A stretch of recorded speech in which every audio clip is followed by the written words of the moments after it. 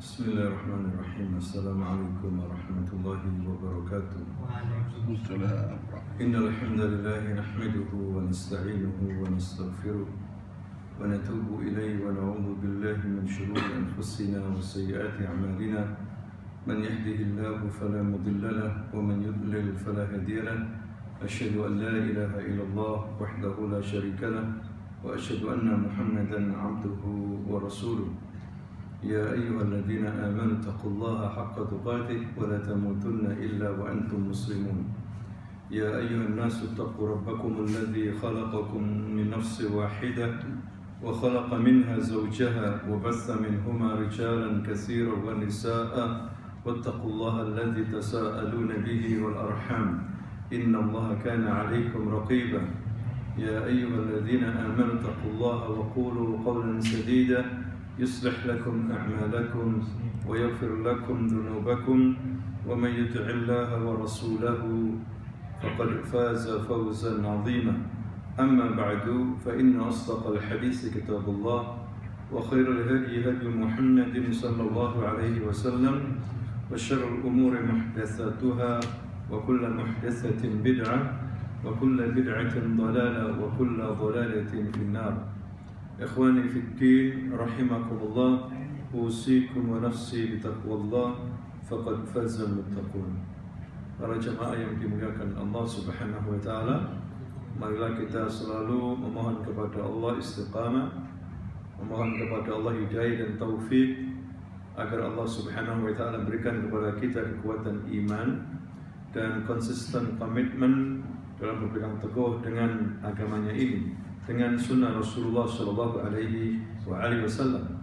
Karena iblis dan tentara-tentaranya tidak tinggal diam 24 jam menggoda kita agar kita termasuk teman-teman mereka di neraka Jahannam. Iblis laknatullah alaihi, dia adalah salah satu manusia, salah satu makhluk yang paling celaka dan sengsara. Iblis laknat oleh Allah dan dia adalah pemimpin orang-orang yang binasa. Iblis diciptakan dari api dan dia termasuk bagian dari bangsa jin. Sebagaimana Allah Subhanahu wa taala berfirman di dalam surah Al-Kahfi ayat 50, "Illa iblis kana minal jin." Ketika Allah Subhanahu wa taala memerintahkan malaikat-malaikat untuk sujud kepada Nabi Adam ihtiraman lahu, ya, sebagai penghargaan, penghormatan kepada Nabi Adam karena ilmunya lebih tinggi daripada malaikat. Begitu juga iblis, fasajadal malaika, maka malaikat sujud kepada Adam alaihissalam illa iblis. Ya, iblis adalah dari golongan jin. Iblis, hadirin sekalian, menjadi musuh manusia karena dia bersumpah kepada Allah Subhanahu wa taala setelah dia dikutuk oleh Allah dan diberikan ketangguhan, ya, umur panjang, dia akan menggoda manusia semaksimal mungkin. Dan iblis mempunyai sifat sombong sejak awal ketika Nabi Adam diciptakan oleh Allah Subhanahu wa taala. Ketika Allah Subhanahu wa taala mengatakan, "Kenapa ya iblis kamu tidak sujud kepada Adam yang aku ciptakan dengan dua tanganku?" Di sini menunjukkan bahwa Allah mempunyai dua tangan dan dua tangannya itu kanan. Dan Ahlussunnah wal Jamaah mengimani ini. Ya, tetapi dua tangan Allah tidak sama dengan tangan apa? Makhluknya. Kita tidak boleh meniadakan sifat dari tangan Allah dan juga kita tidak boleh mentahrif, ya, mentakwil tangan Allah itu dengan kekuasaan. Tangan ya tangan, hanya saja tangan Allah tidak sama dengan tangan makhluknya. Dia mengatakan, "Qala ana khairum minhu khalaqtani min nar wa khalaqtahu min tin." Iblis mengatakan, "Aku lebih baik darinya. Engkau ciptakan aku dari api, sedangkan engkau ciptakan dia dari apa? Tanah." Itulah iblis, hadirin sekalian, menggoda kita agar kita ini masuk dari golongan teman-temannya yang menghuni neraka Jahannam. Padahal iblis itu adalah dulu manusia, bukan manusia, makhluk sama dengan malaikat dalam hal ibadah. Ibadahnya sama dengan malaikat walaupun dia dari bangsa jin, tapi karena dia membangkang perintah Allah maka dikutuk oleh Allah Subhanahu wa taala dan dihinakan, kemudian diturunkan ke bumi dalam keadaan hina, diancam nanti masuk neraka Jahannam pada hari kiamat, dan dirubah bentuknya menjadi seburuk-buruk bentuk makhluk. Ya. Maka dari itu dia berusaha untuk menggoda manusia. Disebutkan dalam hadis riwayat Muslim, hadis Nabi di mana Nabi mengatakan inna iblis wada'a 'arsyahu 'alal ma'. Iblis itu meletakkan singgasananya, arsy-nya di atas air. Ya, di atas lautan, enggak tahu laut mana. Ya, yang jelas Nabi mengatakan seperti itu. Singgasananya, istananya itu di atas lautan. Summa yab'atsu saraya. Kemudian dari situ dia mengirim pasukan-pasukan ya untuk menggoda manusia. Dan di mana pasukan itu ketika pulang, yang paling dekat dan yang paling dihargai oleh iblis adalah yang sesuai dengan perintahnya. Masing-masing mereka melaporkan menemui rajanya ini, menemui iblis ini. Yang satu mengatakan aku telah menggoda fulan, ya, sehingga dia meninggalkan ini, meninggalkan itu. Maka iblis mengatakan ma fa'alta syai'an, engkau tidak melakukan sesuatu. Memang dia yang provokator. Ya, setan ini sudah berusaha ya untuk menggoda manusia dan tergoda, tapi katanya iblis apa? Ma fa'alta syai'an, kamu tidak berbuat apa-apa. Sama juga yang dua mengatakan saya sudah melakukan begini-begini menggoda manusia. Kata iblis ma fa'alta syai'an. Sampai ada yang mengatakan aku telah menggoda suami istri sehingga mereka bercerai. Nah, kamu yang dekat denganku kesini kamu. Ya, kemudian diberi hadiah oleh iblis. Nah, itulah hadirin sekalian di antara godaan iblis ya, yaitu dia ingin agar rumah tangga itu hancur. Karena kalau sudah rumah tangga hancur, ya suami juga bingung, istri juga bingung, anak-anak juga terlantar, rusaklah rumah tangga. Maka begitu mudah dia akan menggoda kembali. Dan di antara khutuwatu ya, yaitu programnya yang paling dekat adalah menjadikan manusia itu kafir, musyrik. Ya, kalau dia tidak bisa, minimal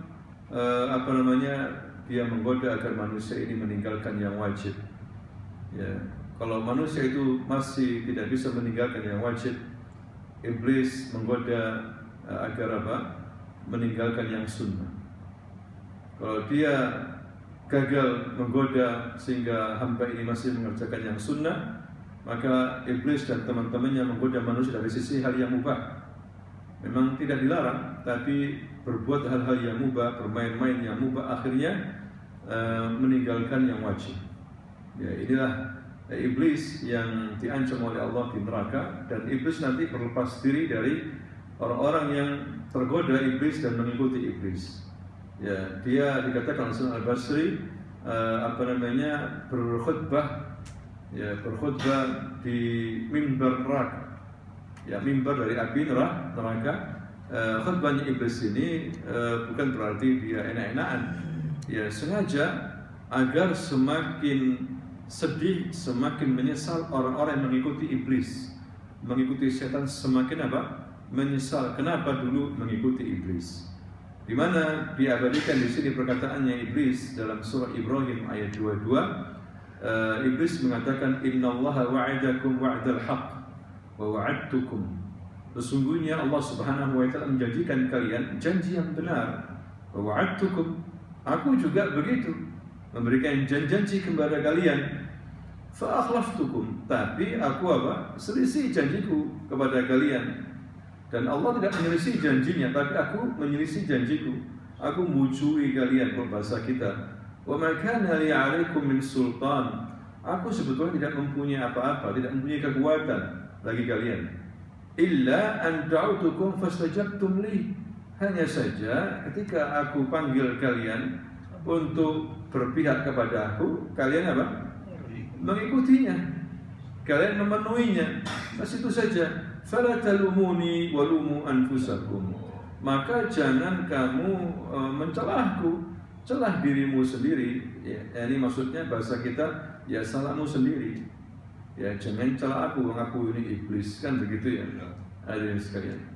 Ma ana bimusrikhikum wa ma anta wa ma antum bimusrikhiyya.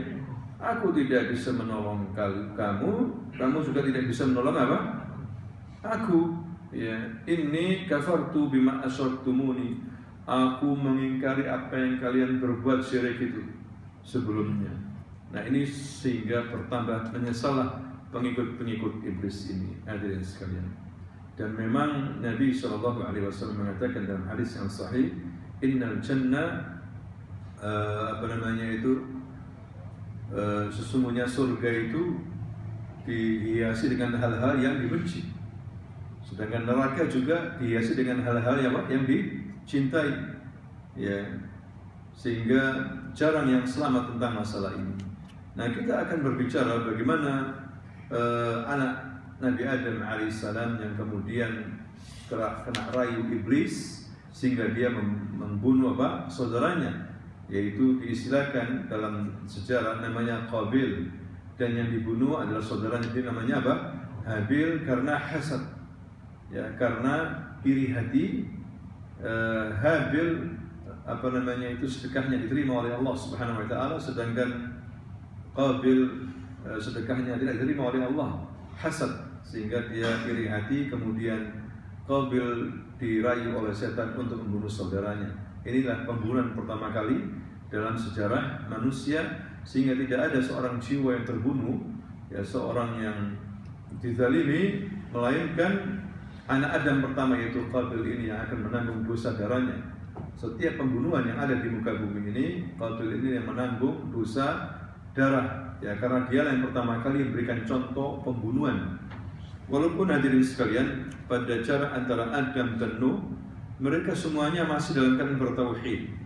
Ya, walaupun ada kriminal, ya seperti tadi itu pembunuhan, zina, tapi belum ada yang berbuat syirik. Sampai menjelang diutusnya Nabi Nuh alaihissalam, terjadilah kesyirikan. Ya, pertama kali dalam sejarah manusia. Apa sebabnya? Karena tadi itu lagi-lagi al-ghulu fis salihin, melampaui batas dalam menghargai dan menghormati orang saleh. Ya, disebutkan oleh Allah Subhanahu wa taala bahwa kaumnya Nabi Nuh itu dulu punya ulama namanya Wadda wa Suwa'a wa Yahutha wa Ya'uqa wa Nasra. Haula ulama, katanya Ibnu Abbas radhiyallahu anhuma, falamma matu, ketika mereka mati, ja'a iblis ila qaumi Nuh, kepada kaumnya Nabi Nuh. Datang iblis dan mengatakan, ya ayuhan nas, kamu adalah generasi penerus mereka. Mereka ini bukan orang biasa, mereka ini ulama. Yani kamu harus menghargainya, kamu harus menyebut nama-namanya mereka, karena mereka bukan orang sembarangan. Ya, maka gambarlah wajah mereka itu, dilukis. Belum masih disembah, maka ditaruh di tempat-tempat pertemuan, taruh di rumah mereka lukisan ulama mereka. Ya, sampai kemudian generasi ini habis, datang generasi berikutnya yang jauh dari agama, tambah bodoh, datang iblis dan mengatakan, wahai manusia, lihat nenek moyangmu dulu menghargai ulama ini, 5 ulama ini, sampai mereka melukis, ya, wajah-wajah mereka, maka kamu harus sebagai pengganti penerus menghargai mereka. Maksudnya gimana? Bikin patung, ya, bikin patung. Kemudian dibikin patung, hadirin sekalian, sesuai dengan wajah mereka. Ditaruhlah patung-patung itu di tempat-tempat tertentu, pertemuan mereka, ya, di jalan, ya, di tempat-tempat umum, belum disembah. Sampai ganti generasi berikutnya, kemudian iblis merayu lagi, kalian sebagai generasi penerus harus menghargai mereka.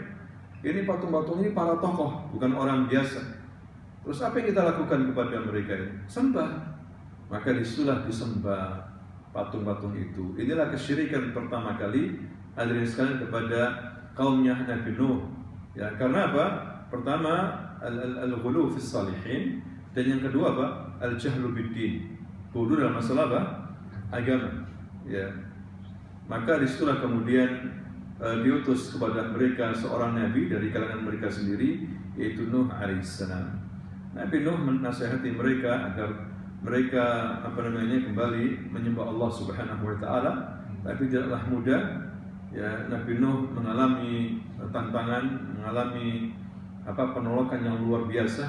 Pada Nabi Nuh ini siang dan malam berdakwah, ya, hingga 950 tahun, ya, 1000 tahun kurang 50, sebagaimana Allah berfirman dalam surah Al-Ankabut, falabisa fihim alfa sanatin illa 50 aman fa'akhadhahum at-tufan wa hum zalimun. Maka ia tinggal di tengah-tengah mereka itu 1000 tahun kurang 50 tahun, yakni 950 tahun, 950 sana, ya, sampai mereka kemudian ditimpa banjir besar, namanya banjir Taufan, dan mereka adalah orang-orang yang zalim.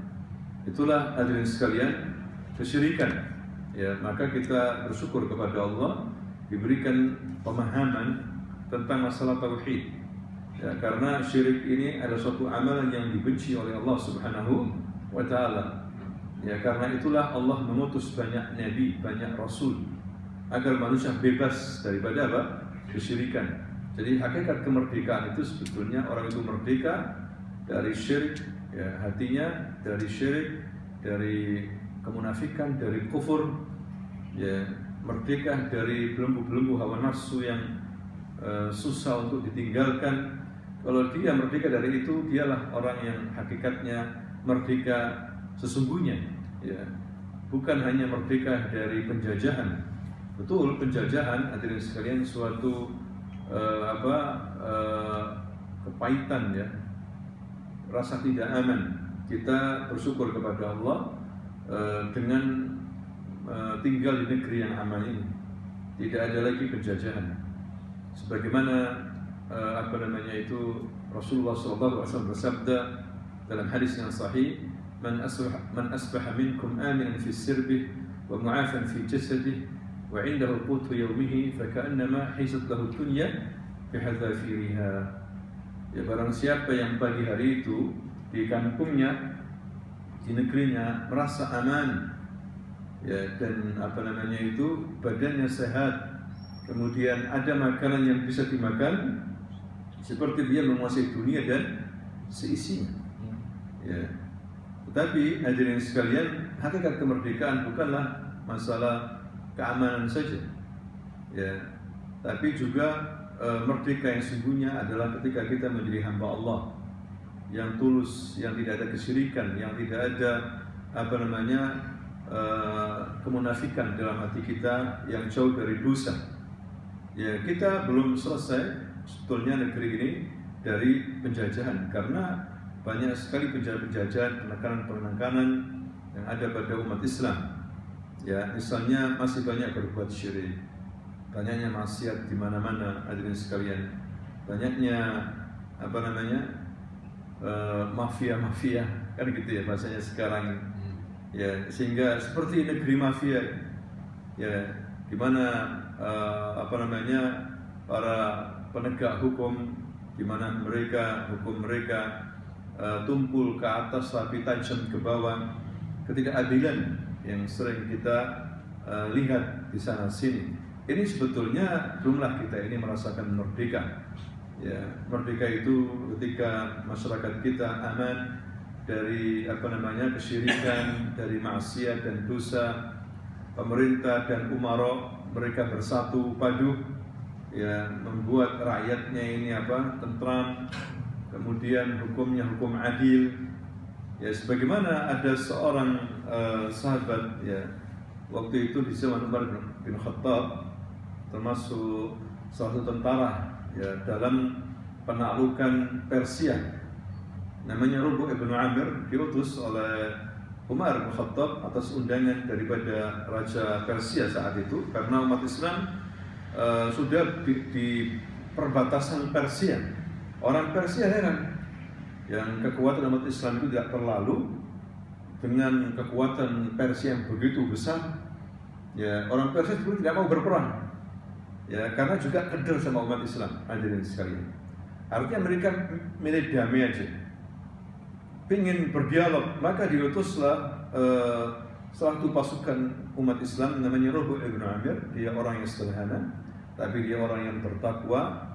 Menaiki himarnya, bajunya yang biasa, ya dia membawa pedangnya atau tombaknya, berangkat menuju istana Persia. Di sana dia disambut pasukan karpet merah. Ya, dipikir yang datang itu pemimpin umat Islam. Ternyata seorang pasukan yang ibaratnya kalau bahasa kita bajunya gembel, hanya menaiki apa? Himar. Ya. Maka mau nggak mau dia disuruh masuk istana. Ya, disambut dengan karpet merah, tidak mau turun dari keledainya, disuruh turun dia tidak mau, atau dia pulang balik. Akhirnya dia masuk menemui Raja Persia, dan itu bantal-bantal, ya kemudian kursi-kursi disayat-sayat pakai pedang. Hampir marah ini komandannya ini, tapi dibiarkan. Kemudian terjadilah dialog. Ya, kamu siapa? Aku utusan daripada Amirul Mukminin. Ada apa umat Islam datang kemari? Apakah mereka kurang makan? Tidak ada makanan, kita akan kasih makanan. Apakah mereka kurang baju? Tidak ada baju, kita akan kirim apa? Baju. Apapun permintaan kalian, kita akan kasih. Ya. Tapi sudah pulang kalian, ya ke negeri kalian, jangan datang ke sini. Itulah percakapannya mereka. Kemudian dia mengatakan, kami tidak butuh itu. Kita tidak ingin baju besi, tidak ingin uang, tidak ingin makanan, buah-buahan. Ya, kita kesini untuk memerdekakan kalian dari penyembahan kepada manusia menuju penyembahan kepada siapa? Allah. Kita akan memerdekakan kalian dari kesempitan dunia menuju luasnya apa? Akhirat. Kita akan memerdekakan kalian dari kezaliman agama-agama menuju keadilan Islam. Ini luar biasa, hadirin sekalian. Ini suatu ucapan didengar oleh komandan Persia, sampai rajanya mengatakan, kalian paham ucapannya dia ini? Ya, kalian tahu begitu tinggi ucapan dia ini? Ya, sampai mereka takjub. Artinya jangan remehkan orang ini, jangan remehkan umat Islam ini. Seperti ini keadaannya. Ya, nah itulah yang terjadi. Hakikat kemerdekaan itu adalah di saat kita ini merdeka, ya bebas dari kesyirikan, dari ketergantungan kepada dunia, bebas dari fitnah-fitnah dunia, hadirin sekalian. Nah itulah kembali kepada kisah Nabi Nuh alaihissalam. Maka Nabi Nuh mendakwai mereka, tapi mereka menolak. Ya, bahkan diceritakan oleh Allah Subhanahu Wa Taala, mereka itu menutupi wajah mereka dengan bajunya, ya, menutupi telinga mereka dengan tangannya. Pokoknya tidak mau melihat, mendengar ocehannya siapa? Nabi Nuh. Tapi Nabi Nuh berdoa, ya, dan juga berdakwah. Tapi kemudian setelah 950 tahun, dalam surah Hud ayat 36, Allah mengatakan, wa uhiya ila Nuhin annahu lan yu'mina min qaumika illa man qad amana fala tabta'is bima kanu yaf'alun. Dan diwahyukan kepada Nuh, ya Nuh, bahwasanya sekali-kali tidak akan beriman lagi sudah di antara kaum ini. Yang sudah ini sudah, tidak akan bertambah lagi. Ya, ada yang mengatakan hanya cuma 70 orang, 950 tahun, 70 nafar faqat la ziyadah, hanya 70 tahun. Loh, kok bisa? Nabi Nuh orang yang fasih dalam berbicara, bukan orang bodoh, orang yang pandai. Utusan Allah itu pandai-pandai, hadirin sekalian, cara bicaranya.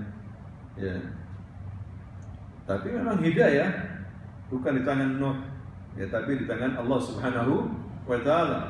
Tidak akan beriman ya Nuh sudah, yang sudah beriman ya ini sudah.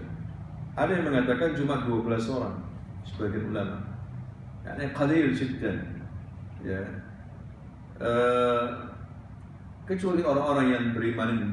Oleh karena itu jangan engkau bersedih hati, tenang. Apa yang selalu mereka kerjakan. Sudah tidak usah tidak usah sedih. Ya, yang penting kamu menyampaikan. Mereka dengar nggak dengar, nerima nggak nerima, sudah. Yang penting kamu menyampaikan dengan benar sebagai dai, sebagai nabi, sebagai apa? Rasul. Hadirin sekalian. Di sini menunjukkan dakwah ini tidak boleh hanya sebatas keinginan masyarakat. Gak boleh mengikuti keinginan masyarakat. Dilihat kalau keinginan masyarakatnya benar, tidak apa-apa. Tapi kalau keinginan masyarakatnya itu tidak benar, ya harus dai atau kiai ustadz ini memberikan hidayah kepada mereka, mengajarkan Islam, melarang dari yang buruk. Ya, tidak boleh diatur. Ya, diberitahu informasi tidak apa-apa. Ya, tapi kemudian dikatakan jangan mengatakan ini, jangan berbicara tauhid, jangan berbicara bid'ah, jangan berbicara khurafat. Ya, yang penting kamu dakwah yang sejuk saja. Istilah orang sekarang kan gitu ya, dakwah sejuk saja. Akhirnya umat tidak tahu mana yang halal, mana yang haram, mana yang syirik, mana bid'ah. Oh ini sejuk enak ini, kata orang-orang. Yang ini agak keras ini, apalagi radikal ini. Ya, tidak benar seperti itu, hadirin sekalian. Sampaikan ya, sebagai dai adalah amanah dari Allah Subhanahu wa taala. Sampaikan apa yang dilihat memang tidak benar. Ya, dia diberitahu. Nah, itu yang dialami oleh Nabi Nuh alaihissalam. Ya, kemudian Nabi Nuh terus mendapatkan cemoohan dan cacian sampai dia akhirnya berdoa kepada Allah Subhanahu wa taala. Wa qala Nuh rabbi la tadhar al-ardi minal kafirina dayyara. Ya Rabb, jangan engkau tinggalkan di muka bumi ini orang kafir satu pun jangan. Nabi Nuh sudah sebel dengan kaumnya, hadirin sekalian. Karena 950 tahun kalau Anda menasehati orang mungkin bosan ya, seminggu, sebulan, setahun, 2 tahun, paling ujung-ujungnya mengatakan sudah percuma, saya sudah nasihati. Berapa? Setahun. Nabi Nuh 960 tahun. Za'lan, ghadban. Ya, makanya dia mengatakan ya Allah, orang kafir ini memang payah sudah. Ya, matikan semuanya. Jangan tinggalkan satu orang pun, jangan tinggalkan. Ya, sampai seperti doanya Nabi Nuh. Innaka in tadharhum yudillu ibadak wa la yalidu illa fajiran kafara. Jika engkau tinggalkan mereka masih hidup, mereka akan menyesatkan hamba-hambamu dan mereka terus memberikan keturunan-keturunan yang fajir dan yang kafir, melahirkan keturunan yang sama. Karena Nabi Nuh alaihissalam kaumnya hadirin sekalian, jadi setiap anak yang lahir beberapa generasi sudah mulai mumayyiz, sudah mulai tahu, diberitahu jangan deketin Nuh, jangan dengar omongannya, sudah jangan lihat terus. Pokoknya apa? Tinggalkan dia. Ya, setiap generasi yang lahir diberitahu oleh seniornya seperti itu. Bayangkan, bencinya sama Nabi Nuh alaihissalam, berarti benci sama yang hak. Ya, ini Nabi hadirin sekalian. Setiap yang menolak satu Nabi berarti dia menolak seluruh apa? Nabi. Karena dakwahnya sama Nabi itu, mengajak kepada kebaikan, tauhid, ibadah kepada Allah. Kalau seorang atau satu kaum membenci satu nabi, satu rasul, berarti apa? Dia membenci seluruh apa? Nabi dan rasul, seperti itu. Akhirnya sama Allah SWT, sudah ya Nuh, berhenti yang berdakwah. Nabi Nuh mengakui kalah dia, ya, satu orang. Dan pengikutnya juga orang-orang yang gak banyak, minoritas. Inni maghlubun, ya Rabb, ana maghlub. Apa maghlub itu? Kalah. Kalau ghalib menang, kalau maghlub apa? Kalah. Ana maghlub ya Rabb. Ya, fantasir, tolong aku, menangkan aku. Doanya Nabi, hadirin sekalian. Maka Allah mengatakan apa? Wasna'il fulka. Ya, disuruh apa? Wasna'il fulk, disuruh buat safinah. Maka Nabi Nuh alaihissalam bikin safina, kapal. Ya, kemudian ini lama pembuatannya. Diceritakan oleh Ibnu Katsir dalam kitab Tarikh Al-Bidayah wa Nihayah, mungkin 100 tahun. Ya, jadi dia disuruh menanam pohon, lama, habis itu baru disuruh nebang, disuruh bikin kapal. Dari mana ilmunya? Allah yang mengajarinya.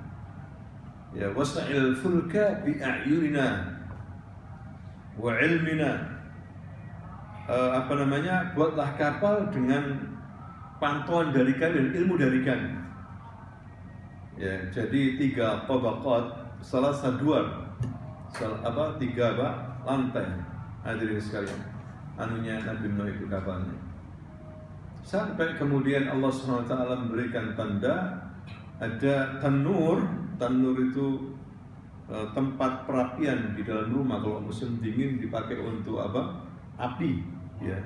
Kalau sudah tanur itu muncul air, tiba saatnya Nuh, ajak seluruh keluargamu yang beriman mengikutmu dan binatang-binatang sepasang-sepasang. Kemudian berangkatlah. Bismillahi majreha wa mursaha. Ya, dengan nama Allah berangkatlah. Di surah hadirin sekalian, Allah Subhanahu wa taala menurunkan azab, ya, semua air keluar dengan izin dari Allah, dari langit, dari bumi, sumber-sumber air, semuanya suruh keluar, perintah dari Allah SWT. Sebagaimana Allah berfirman, فَفَتَحْنَا أَبْوَابَ السَّمَاءِ بِمَاءٍ مُنْهَمِرٍ وَفَجَّرْنَا الْأَرْضَ عُيُونًا فَالْتَقَى الْمَاءُ عَلَى أَمْرٍ قَدْ قُدِرَ. Maka kami bukakan pintu-pintu langit dengan menurunkan air yang deras sekali. Kemudian tidak hanya itu, kami juga suruh bumi memancarkan mata air. Maka bertemulah air dari langit dan air dari bumi.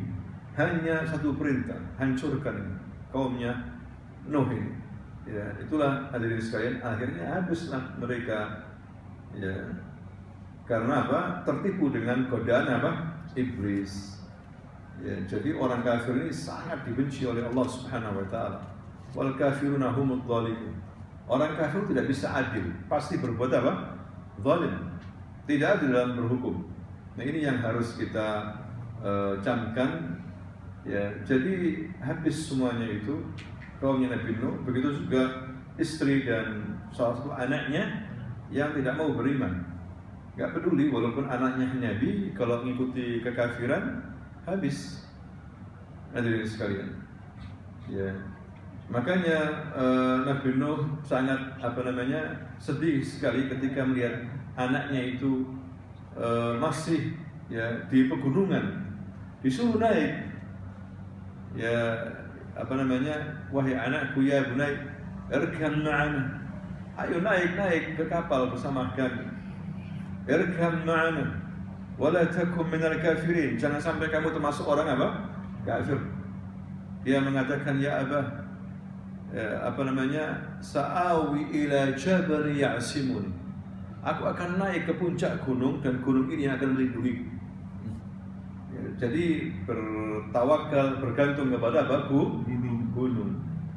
Ya, bukan kepada pencipta gunung. Nabi Nuh mengatakan, la asimata al-yawm min amrillah. Tidak ada yang bisa melindungi hari ini, siapapun.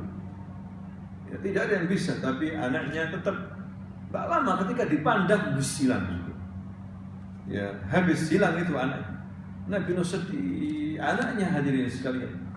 Ya, dia mengatakan, ya Allah, Engkau pernah berjanji akan menyelamatkan keluarga, tapi ini anakku kok hilang satu. Ya, akhirnya ditegur sama Allah. Ya, Allah mengatakan, ya Nuh, innahu laisa min ahli. Wahai Nuh, itu bukan keluargamu. Karena dia kafir. Innahu amalan ghairu saleh. Perbuatannya enggak baik, tidak saleh perbuatannya itu. Bagaimana engkau meminta kepadaku sesuatu yang kamu tidak ketahui? Jangan seperti itu. Kalau kamu lakukan terus, diancam sama Allah. Kamu termasuk mereka. Langsung Nabi Nuh bertaubat kepada Allah Subhanahu wa taala. Hadirin sekalian.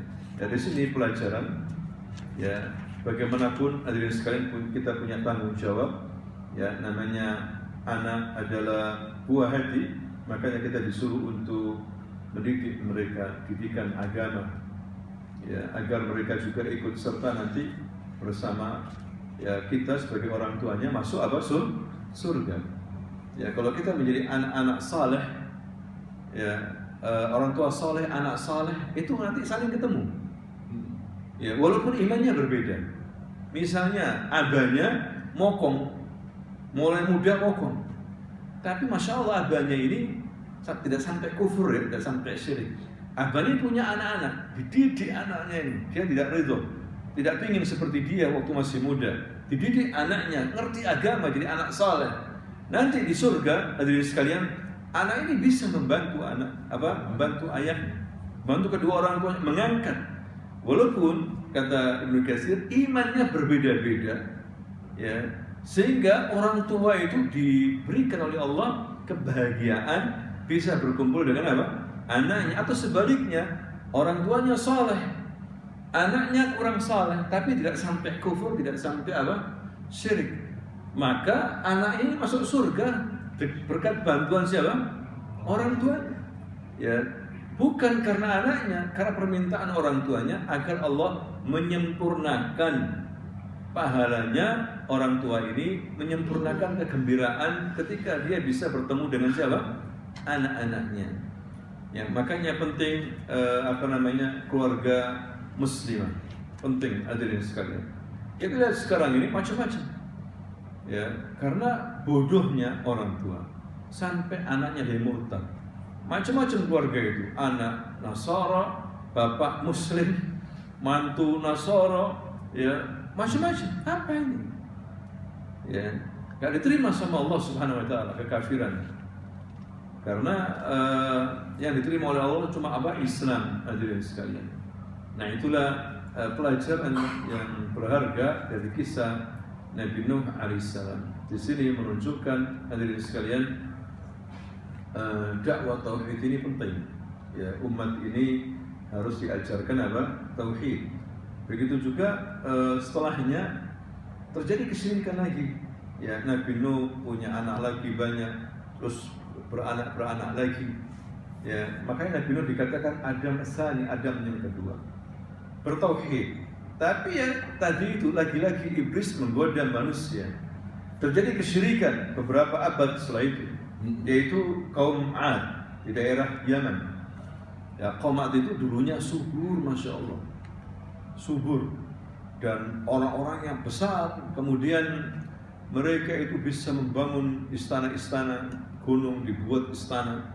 Begitu juga, tapi mereka tinggal di dataran rendah, dekat pantai, dekat lautan, bikin tenda-tenda raksasa sangat indah sekali. Ya. Tapi kemudian mereka akhirnya syirik lagi. Diutus oleh Allah, ini sayangnya Allah tidak diazab langsung.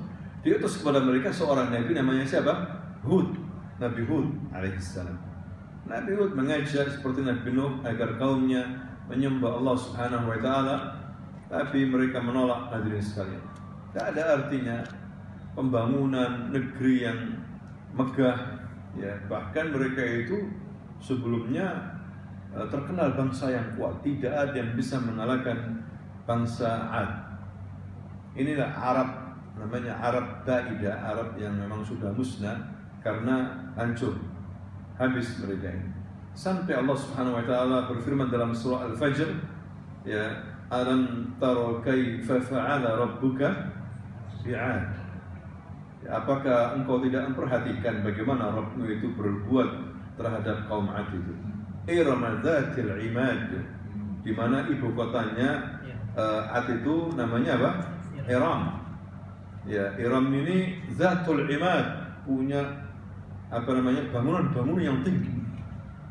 Ya, jadi mungkin nggak tahu teknologinya tinggi juga, peradaban hadirin sekalian. Sampai ada kalam mubalaghah, perkataan yang terlalu melampaui batas tapi tidak sahih, tapi dicantumkan oleh Ibnu Katsir dalam kitab Bidayah wa Nihayah. sampai pagar-pagar terbuat dari emas, jalan-jalannya indah sekali. Pokoknya luar biasa.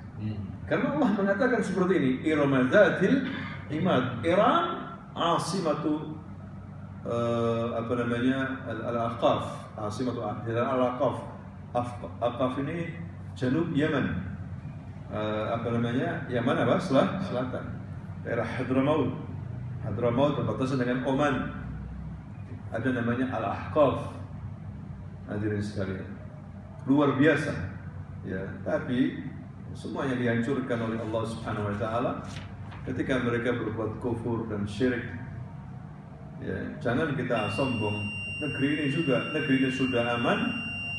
Pembangun Masya Allah 77 tahun kita merdeka. Ya, luar biasa pembangunan. Orang Barat heran lihat orang kita ini. Ya, maju pesat, pinter-pinter. Ya, tapi jangan sombong. Ya, kalau pinter-pinter mokong, ya, kufur, habislah negeri ini, hadirin sekalian. Ya, tetap kita harus meningkatkan amal saleh kita kepada Allah SWT, berbuat kebaikan, ada sifat muraqabatullah, merasa diawasi oleh Allah Subhanahu wa taala, merasa yakin Allah hadir dalam setiap perbuatan kita, sehingga apapun makar manusia, kejahatan, kemungkaran, Allah pasti tahu. Allah pasti apa? Tahu. Ya, tidak ada yang luput. Bagi Allah, ma fis saghir wala kabir illa yarah. Ya, kalau kita mungkin ya nggak tahu, yang kecil nggak tahu, harus pakai kacamata. Ya, tapi Allah la. Alimul ghaibi wasyahada, al-kabirul muta'al. Ya, thumma sawa'un man asara al-qawla wa man jahara bihi wa man huwa mustakhfin bil laili wa saribun bin nahar. Allah itu tahu yang nampak, yang gaib, yang tidak nampak. Karena Allah Maha Besar, Maha Tinggi. Sama bagi Allah kamu sembunyikan ucapanmu, kamu terus terang, kamu kerjakan apa yang di malam hari kemudian kamu sembunyikan, dan kamu nampakkan di siang hari, Allah itu tahu. Nah, di sini kita bisa meraih namanya muraqabatullah, merasa diawasi oleh Allah. Berarti apa? Ini ihsan, tingkat iman paling tinggi. Ihsan. Ya.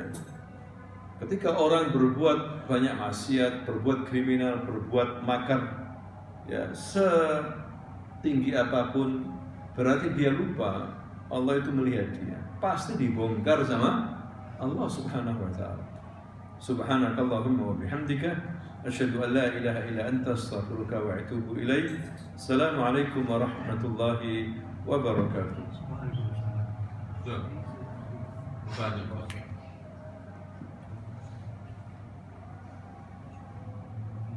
Apa manusia itu di saat Nabi Nuh menjadi nabi itu cuma tinggal di atas perahu aja, yang lain mati itu gimana?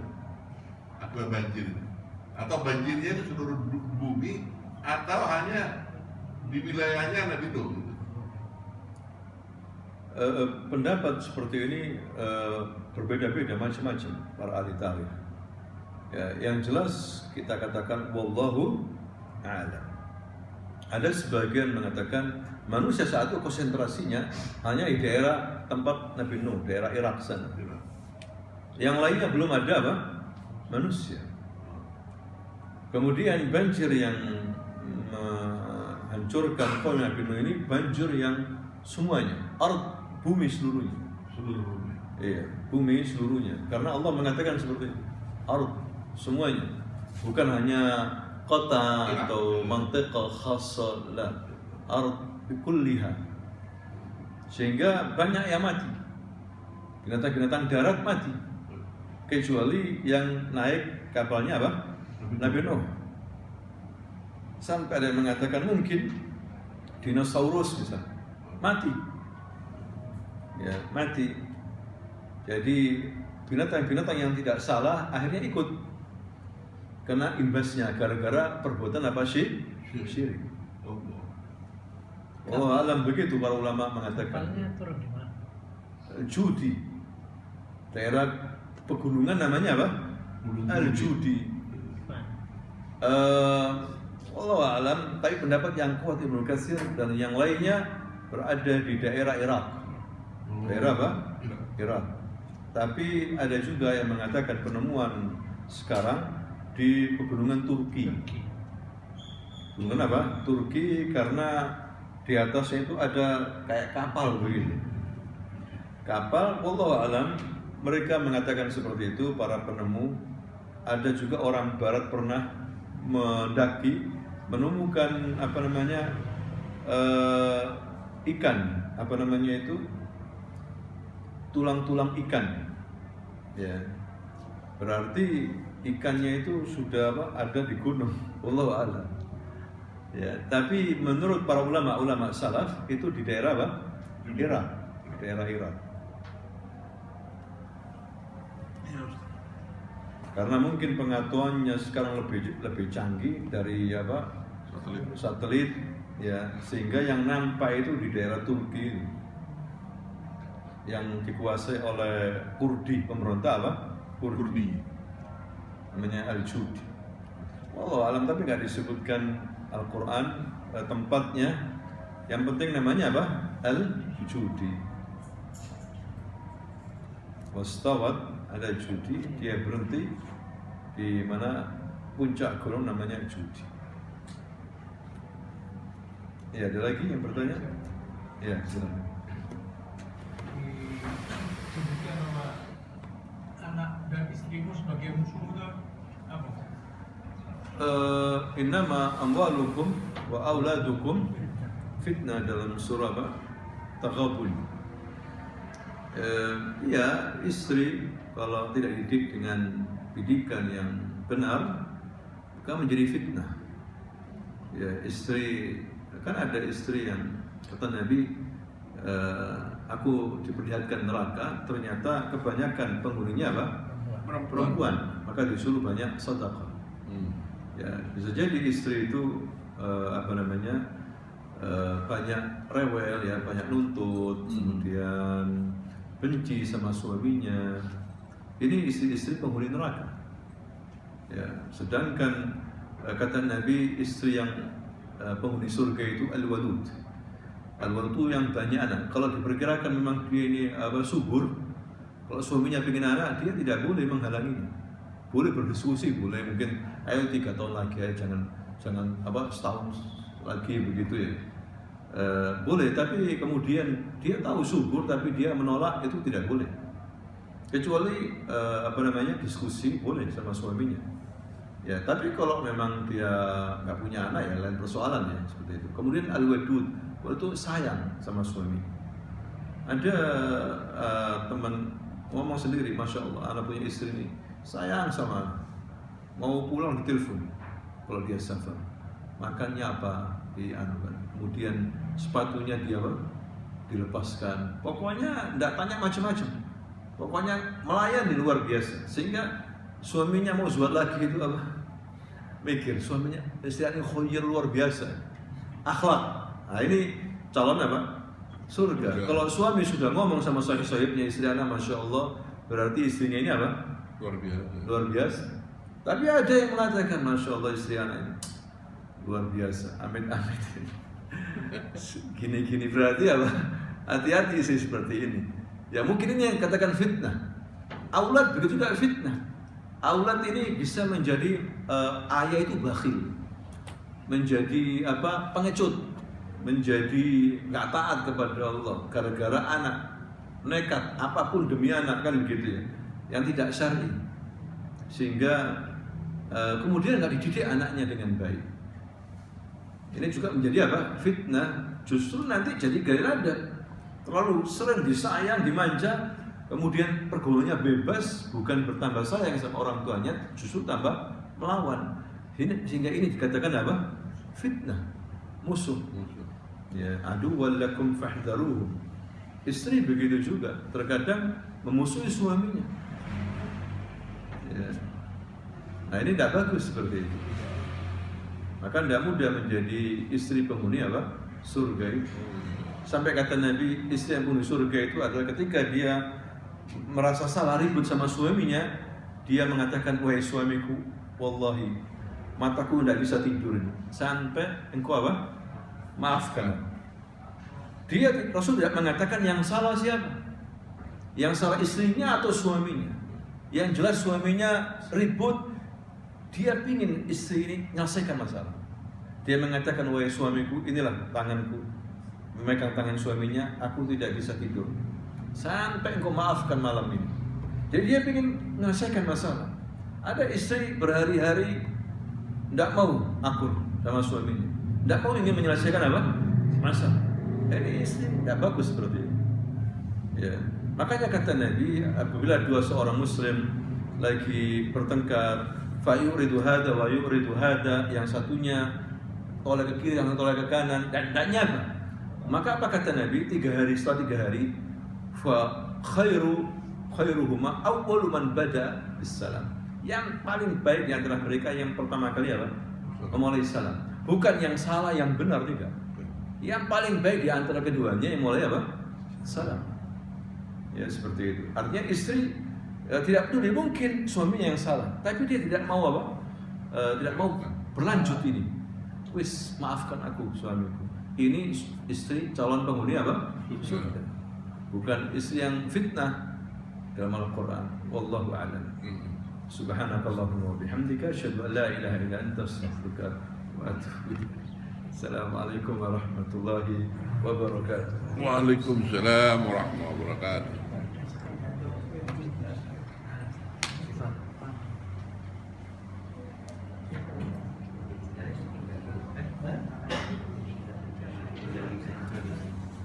هذا وهذا هذا وهذا